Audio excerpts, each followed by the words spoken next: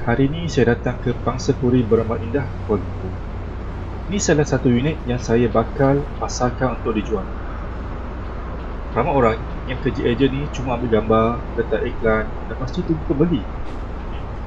Tapi sebenarnya sebelum rumah ni nak listing pun, saya dah turun dulu buat inspection macam tu. Setiap kali dapat listing baru, saya akan tengok sendiri keadaan rumah.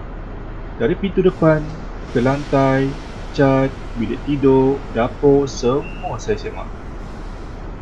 Sebab bagi saya, kalau saya sendiri tak kenal rumah ni, macam mana saya nak yakinkan pembeli?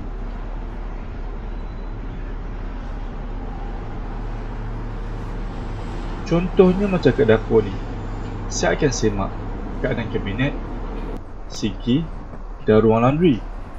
Kadang ada paip bocor atau lati tak berfungsi. Benda kecil, tapi kalau dibagi awal, boleh tingkatkan nilai rumah masa view nanti.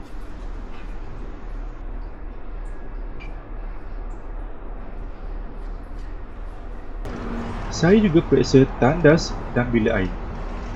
Pastikan bersih, tak ada kebocoran, sebab ni antara tempat pertama pembeli akan tengok bila datang viewing. Orang nak rasa rumah ni dijaga rapi.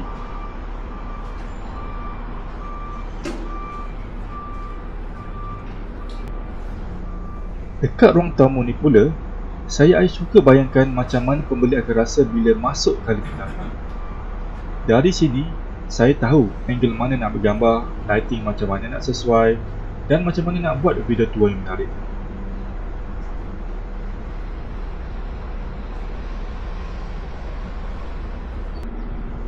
Ruang depan ni pun penting agar pembeli suka tengok flow rumah.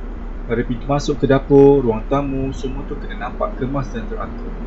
Sebelum saya ambil gambar, saya bantu pemilik susun balik barang supaya nampak lebih presentable.